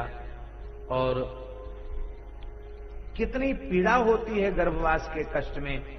भगवान कृपा पूर्वक उसको ज्ञान देते हैं और फिर जन्म लेता है तो माया अविद्या के प्रभाव से ज्ञान भ्रष्ट हो जाता है। बाल्यावस्था प्रमाद में, युवावस्था प्रमाद में, वृद्धावस्था में भी प्रमाद ही करता है। अब फिर घटी यंत्र की तरह, घटी यंत्र में राहट, रहट की तरह यह पुनरपि जननम पुनरपि मरणम पुनरपि जननी जठरे शयनम। अधिक पाप होने पर नरक भोगता है, अधिक पुण्य होने पर स्वर्ग भोगता है। और फुटकर पाप पुण्य, थोक भुगतान स्वर्ग नरक में करके जब फुटकर पाप पुण्य बच जाते हैं तो उनको भोगने के लिए मनुष्य योनि में जन्म लेना पड़ता है। महाराज रौरव महारौरव अंध तामिश्र तामिश्र, जाने कितने नरकों का, असिपत्र वन, अवट निरोधन, इन सब नरकों का बड़ा विस्तृत, तप्त कुंभ, वज्रकंटक, शालमली, तप्त शूर्मी, जाने कितने कितने भयंकर नरकों का वर्णन किया। अब हम कहां तक उनका वर्णन करें। कहा ये मुख्य नरक 28 प्रकार के हैं और अवान्तर भेद करने से इनकी संख्या निश्चित नहीं। कितने भेद हो जाते, कितने भेद हैं। आप ध्यान से सुनो। ये कह रहे हैं सुमति महाराज, वे कहते हैं कि पिताजी इस जन्म से पहले 7वें जन्म में मैं एक वैश्य था।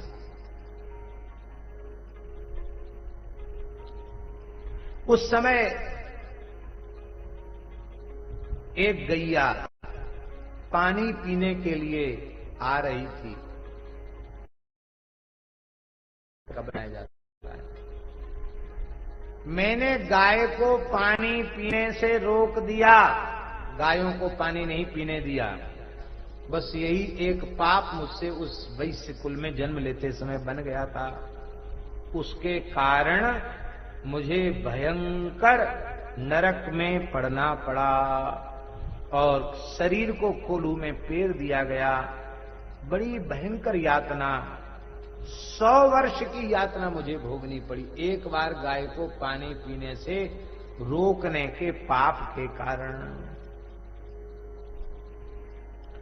इसलिए गौ ब्राह्मण को कभी रोको मत, गायों को हमेशा पानी दो, चारा दो, ये बहुत आवश्यक है। अब आपने पौसला तो बनवा दिया पानी पीने का गाय का, और उसमें पानी नहीं भरते हो तो ये भी अपराध है। पानी भरो जिससे रास्ता चलती गाय उसको पानी को पी सकें। बोलो भक्तवत्सल भगवान की जय। तो महाराज पिताजी, मैं उस नरक में भयंकर कष्ट का अनुभव कर रहा था। उसी समय एक महापुरुष उस नरक में आ गए। महाराज जी जैसे ही वे आए, उनको छू करके इतनी शीतल मंद सुगंधित हवा चलने लग गई कि हम सब पापियों को बड़ा सुख मिला। और हम लोग कहने लगे बचाओ बचाओ बचाओ बचाओ बचाओ। तो उन पुरुष रत्न को बड़ी दया आ गई। वे आगंतुक पुरुष बोले, यमदूत बताओ मैंने कौन सा ऐसा पाप किया कि इस भयंकर नरक में मुझे आना पड़ा, इस नरक के दृश्य को देखना पड़ा। क्यों? क्योंकि मेरा जन्म पवित्र निमि वंश में हुआ है। जनक के कुल में हमारा जन्म हुआ और मैं मिथिला का राजा था। विदेहराज जनक के रूप में मेरी प्रसिद्धि थी। उस समय मेरा नाम विपश्चित था। प्रजाजनों का भली भांति पालन करता था। मैंने बड़े बड़े यज्ञ किए, धर्म के अनुसार पृथ्वी का पालन किया, कभी युद्ध में पीठ नहीं दिखाई, अतिथियों को निराश नहीं किया। पितर देवता ऋषि उनका भाग उनको दिया। पराई स्त्री और पराये धन की अभिलाषा कभी मैंने अपने मन से नहीं की।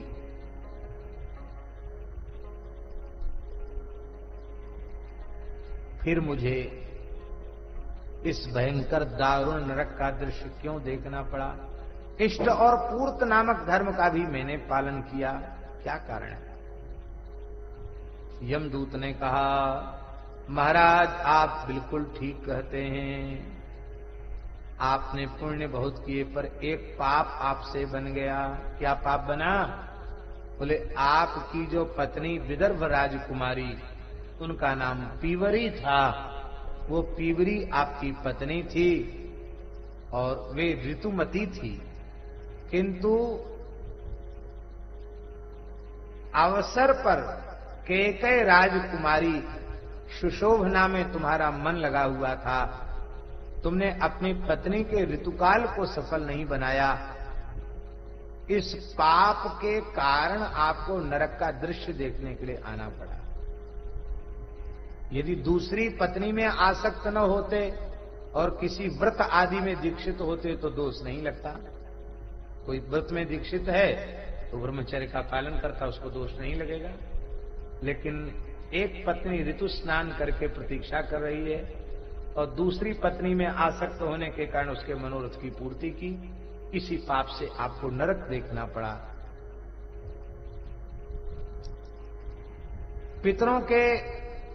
पितरों का ऋणी हो गए आप, नरक में गिरना पड़ता है।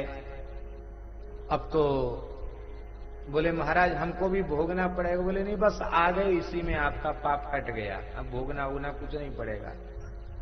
तो बोले अब तो हम आगे जाएंगे नहीं, हम अब यहीं रहेंगे। अरे भाई यहां क्यों रहोगे? बोले देखो इतने लोग हमारे खड़े होने से सुखी हो रहे हैं, तो हम नरक में आग में जलते रहें, कोई बात नहीं, इतने लोग तो सुखी हो रहे हैं। हम इन लोगों के सुख का विचार करके और यहीं हम रह जाते हैं, यहां से आगे हमको नहीं जाना है। अरे बोले महाराज ऐसा नहीं हो सकता। वो घुमा रहे हैं, एक एक नरक का दृश्य दिखा रहे हैं और उनको देख करके महाराज पूछते हैं कि ये किस पाप का परिणाम भोग रहा है, इसकी आंखें क्यों निकाल ली गईं? अरे बोले इसकी आंखें इसलिए निकाल ली गईं कि इसने गाय पर क्रोध किया, इसने ब्राह्मण पर क्रोध किया, इसने पिता माता को रोष भरी दृष्टि से देखा, इसने गुरु को क्रोध भरी दृष्टि से देखा, इसलिए इसकी आंख निकाल ली गई। इसने निंदा की इसलिए इसकी जीभ नोच ली गई। इस तरह से अलग अलग पापों का तो परिणाम बता रहे हैं, क्यों क्यों इसको इतना कष्ट भोगना पड़ रहा है। और इसके बाद यमदूत कह रहा है कि देखो अब नरक में कष्ट भोगने के बाद जब वह जीव धरती पर आता है तो कितना उसको परिणाम भोगना पड़ता है।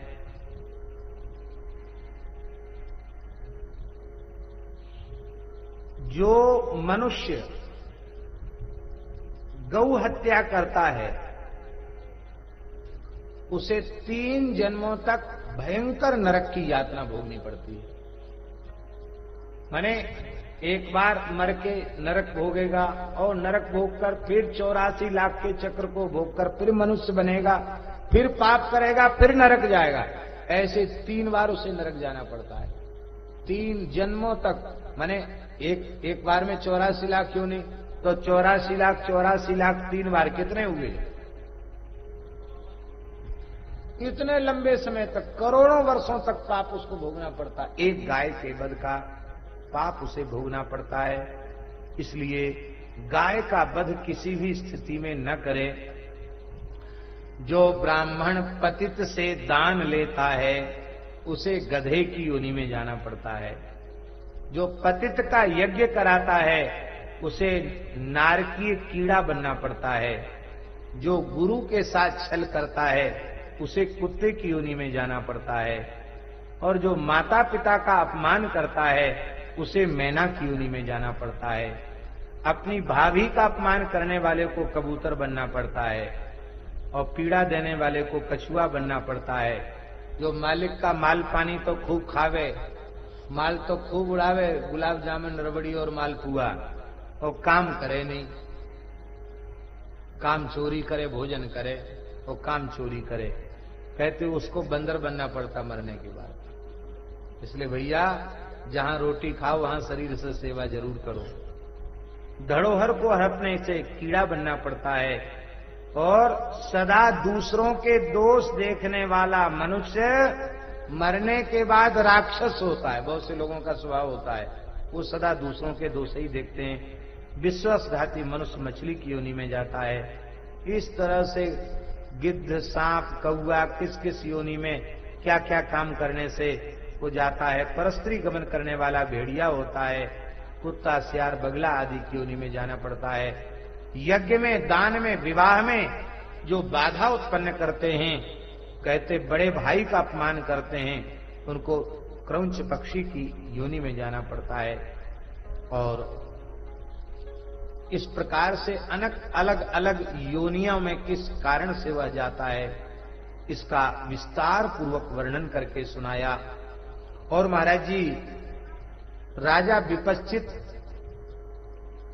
अब बोले अब हम नहीं जाएंगे, क्योंकि ये लोग बोल रहे हैं कि 2 घड़ी तक आप यहां खड़े रहिए और ठहर जाइए, क्योंकि आपकी वायु हमारा कल्याण कर रही है।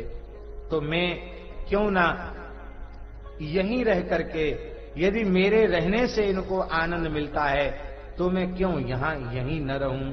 प्रसादं कुरु भूपेतु तिष्ठतावन मुहूर्तकम त्वदंग संगी पवनो मनोहलादय ते ही न परितापंच गात्रेभ्या पीड़ा बाधा कृतसा अपहंति नरव्याघ्यो दयांकुरु महीपते।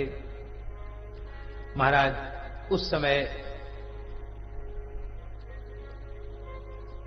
मेरे मन में, राजा के मन में दया का भाव उत्पन्न हो गया और महाराज ने कहा कि मैं इन दुखी प्राणियों को छोड़ करके स्वर्ग की तो चले क्या, ब्रह्मलोक में भी नहीं जाना चाहता हूं।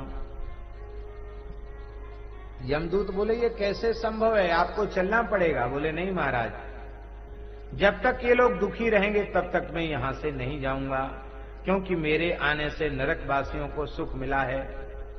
उस पुरुष के जीवन को धिक्कार है जो किसी प्राणी के ऊपर दया नहीं करता है।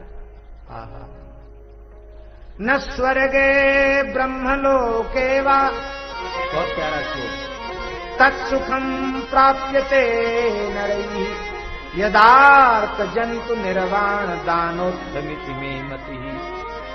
दुखी प्राणी के दुख को दूर करने से जो सुख मिलता है वो ब्रह्मलोक स्वर्गलोक में भी सुख नहीं मिलता। इसलिए ततो भद्र सुखा मुखात्ताहं स्थास्ये स्थाणुरिवाचल, स्थाणु के समान अचल होकर के मैं रहूंगा।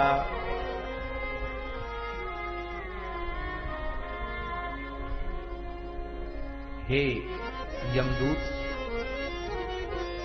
धिक्तस्य जीवनम पुंसः शरणार्थिनमातुरम् यो नार्तमनुगृह्णाति वैरपक्षमपि ध्रुवम्। भले अपना शत्रु ही क्यों ना हो, यदि दुखी है तो उस पर दया करो। यज्ञ दान तपस्या इनका फल उसी को मिलता है जिसके हृदय में दया है। जिसके हृदय में दया नहीं है, नरस्य यस्य कठिनम मनोबलातुरादिषु वृद्धेषु चनतम मन्ये मानुषम राक्षसो ही सा। जनक जी महाराज कहते हैं, बालक को देखकर, वृद्ध को देखकर, रोगी को देखकर, गौ ब्राह्मण को देखकर जिसको दया नहीं आती है, दुखी प्राणी को देखकर जिसको दया नहीं आती, मैं उसे मनुष्य नहीं मानता, मैं उसे राक्षस मानता हूं। इसलिए श्री मलुकदास जी महाराज ने कहा, जेहि घट दयाता प्रभु आप, जेहि घट दयाता प्रभु आप, जेहि घट दयाता प्रभु आप, जेहि घट दयाता प्रभु आप। अपना सा दुख सबका जाने, अपना सा दुख सबका जाने, ताके निकट न आवे पाप, ताके निकट न आवे पाप। जेहि घट दयाता प्रभु आप, जेहि घट दयाता प्रभु आप। महाराज जी इस प्रकरण में यह भी लिखा है, जो दंभी पुरुष देवी देवताओं के नाम पर प्राणियों की हिंसा करते हैं उनको भी नरक जाना पड़ता है। ये भी लिखा है इसी प्रकरण में, मार्कंडेय पुराण में।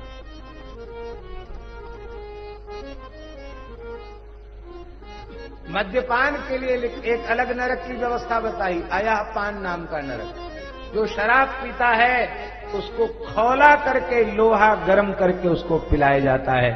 ब्राह्मण के लिए भयंकर से भयंकर पाप बन जाए उसका प्रायश्चित है, पर मद्यपान करने का प्रायश्चित नहीं है। इसलिए अशुद्ध आहार का मनुष्य मात्र को त्याग करना चाहिए।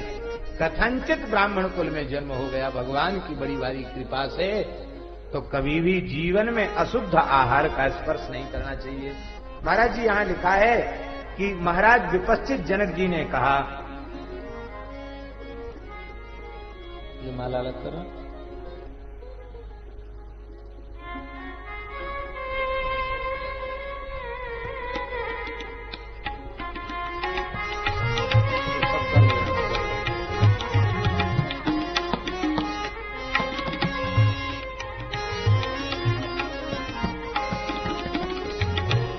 श्री वृंदावन बिहारी लाल की जय।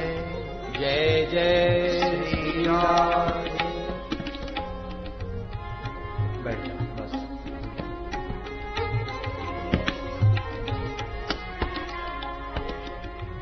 आहा प्राप्स्यन्त्यार्ताय दुष्कम बहवो दुःखिते मयि किमु प्राप्तम मया न स्यात् तस्मात् त्वं व्रजमाचिरम्। महाराज जी उस समय राजा ने कहा,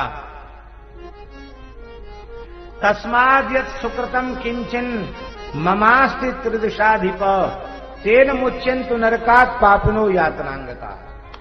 यदि मेरा कुछ भी उत्तम सुकृत है तो ये नरकों में स्थित जितने पापी हैं ये सब मुक्त होकर स्वर्ग को प्राप्त करें, मैं अकेले ही नरक भोग लूं। महाराज विदेहराज जनक विपश्चित के ऐसा कहते ही नरकों में स्थित जितने पापी थे सब मुक्त होकर के स्वर्ग चले गए। और अब आप बोले अब हम तो यहीं रहेंगे, सबका पाप हमको ही भोगना पड़ेगा। देवराज इंद्र हंसने लगे और उन्होंने कहा, इंद्र उवाचो एवं ऊर्ध्वतरम स्थानम त्वया वाप्तम महीपते एतांश्च नरकात् पश्यो विमुक्तान पापकारिणा। अब तक तो तुमको स्वर्ग ही मिलना था, पर तुमने इतने दुखी प्राणियों को नरक के भयंकर कष्ट से उबार लिया, इन्हें स्वर्ग प्रदान करा दिया, इतने जीवों को सुख पहुंचाया है तुमने, तो अब तुम अक्षय ब्रह्मलोक को प्राप्त करो।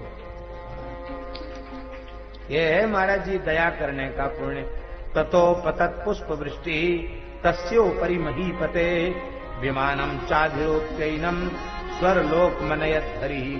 हरि ही स्वरलोकम अनयत। भगवान प्रकट हो गए महाराजा विपश्चित जनक के सामने, और स्वयं भगवान श्री हरि अपने विमान में बिठाकर महाराज मिथिलेश्वर विपश्चित को लेकर भगवान अपने नित्य धाम वैकुंठ में चले गए। बोलो भक्तवत्सल भगवान की जय। अब हम इस प्रकरण का संक्षिप्त निरूपण करके उपसंहार कर रहे हैं।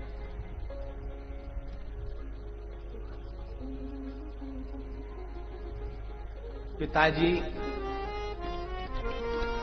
हमने जो कुछ कहना था वो सब आपको कह दिया। अब तुम हमको गृहस्थाश्रम की प्रवृत्ति में डालना चाहते हो। अब हम आपसे कह रहे हैं कि अब इतने दिनों तक कर्मों का अनुष्ठान करने पर भी आपको वैराग्य नहीं हुआ, लौकिक पारलौकिक भोगों से आपका मन नहीं हटा, आज भी आप प्रवृत्ति धर्म को ही सर्वोपरि माने बैठे हुए हैं। इसलिए पिताजी अविलंब गृहस्थाश्रम का त्याग करके वानप्रस्थ स्वीकार कीजिए और फिर वानप्रस्थ को भी पूर्ण करके संन्यास आश्रम को स्वीकार कीजिए। पिताजी सोचते थे कि शास्त्र में पिता को गुरु बताया गया और बेटा तो चेला के समान होता है, लेकिन आज उलट गया महाराज जी। गुरु तो चेला हो गया और चेला गुरु हो गया। बोलो भक्तवत्सल भगवान की जय। पिताजी, ये आहवनी आदि अग्नियों का भी वो विसर्जित कर दीजिए और द्वंद्व रहित होकर के आत्मा में मन को लगाइए। आलस रहित होकर के आसक्ति शून्य होकर के एक भिक्षु सन्यासी का जीवन व्यतीत कीजिए, योग परायण हो जाइए, बाह्य संपर्क का त्याग कीजिए। अब महाराज जी पिताजी बोले कि तुमने तो सब बता दिया, लेकिन त्याग करके मैं कैसे साधन करूं? उस साधन का तो तुमने उपदेश दिया ही नहीं है, तो कृपा करके हमको साधन का उपदेश और दे दो, क्योंकि अविद्या रूपी काले नाग ने मुझे डस लिया है, उससे विष से पीड़ित होकर के मैं मर रहा हूं। बेटा, तुम मेरे बेटा नहीं हो, पुत्र नहीं हो, तुम तो गुरु स्वरूप में मुझे प्राप्त भय हो। तुमने अपने वचनामृत से मुझे जीवित कर दिया। स्त्री पुत्र घर द्वार खेती बाड़ी की ममता रूपी बेड़ी में जकड़ा हूं। आप ज्ञान विज्ञान युक्त वाणी के द्वारा इस बंधन को काट डालिए, मुझे संसार चक्र से मुक्त कीजिए। बोले हाँ पिताजी, अब बोल दिया तो बोलना तो पड़ेगा ही, तो अब आप सावधान होकर के सुने। भगवान दत्तात्रेय से यही प्रश्न राजर्षि अलर्क ने किया था, और भगवान दत्तात्रेय ने जो उपदेश उन्हें दिया था, अब वो उपदेश हम कल सुनाए। बोलो भक्तवत्सल भगवान की जय। कितना बढ़िया उपदेश है दत्तात्रेय भगवान और अलर्क का संवाद। भैया ये मोक्ष प्रकरण है, यही सार है। यद्यपि हम थोड़ा विस्तार पूर्वक कहते तो ये नरक आदि के वर्णन में भी 1-2 दिन और लग जाता, लेकिन वो सब आप सुनते हो, समझते हो, जानते हो संक्षिप्त चर्चा करके। अब कल का जो प्रकरण है उसकी चर्चा बहुत जरूरी है। मदालसा माता, इनका उपाख्यान, पुत्रों को क्या उपदेश दिया, दत्तात्रेय भगवान ने अलर्क जी को क्या उपदेश दिया, ये सब हम लोगों के लिए बहुत उपयोगी चर्चा है। इसको भगवत कृपा से हम कल करेंगे, और उसके बाद फिर प्रयास तो यही करेंगे कि भूगोल खगोल को संक्षिप्त कह के और फिर भगवती जगदम्बा की चर्चा, उनके महात्म्य की चर्चा हम लोग बैठ करके करें। व्यास समास क्रम से ही ये संभव है, दूसरा कोई साधन नहीं है। आज एक गीतिका हमको गानी थी, लेकिन समय तो करीब करीब पूरा हो गया, तो बाहर के जो प्रेमी हैं उनको सुनने के लिए नहीं मिलेगी। तो हमारा विचार है कि कल हम उस गीतिका को गाएंगे। बहुत सुंदर भाव है, पंडित झा जी ने लिख करके दिया है। हर उत्सव में ये कुछ न कुछ अपने भाव पुष्प अर्पित करते हैं।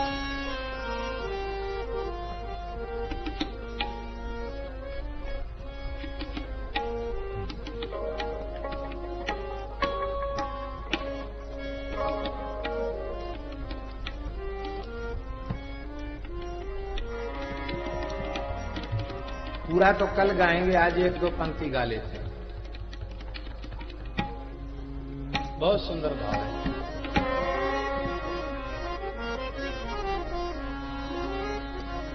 माता क्वचन न भवति कुमाता, माता क्वचन न भवति माता, माता क्वचन न भवति कुमाता, माता क्वचन न भवति कुमाता, माता क्वचन न भवति कुमाता, माता क्वचन न भवति कुमाता। अरे भाई ये मैं ठीक है भाई, ठीक है महाराज जी, बात कर रहे थे सुनाई न पड़ रहा था। कौन बात कर रहा है? ये दोनों बात कर रहे थे।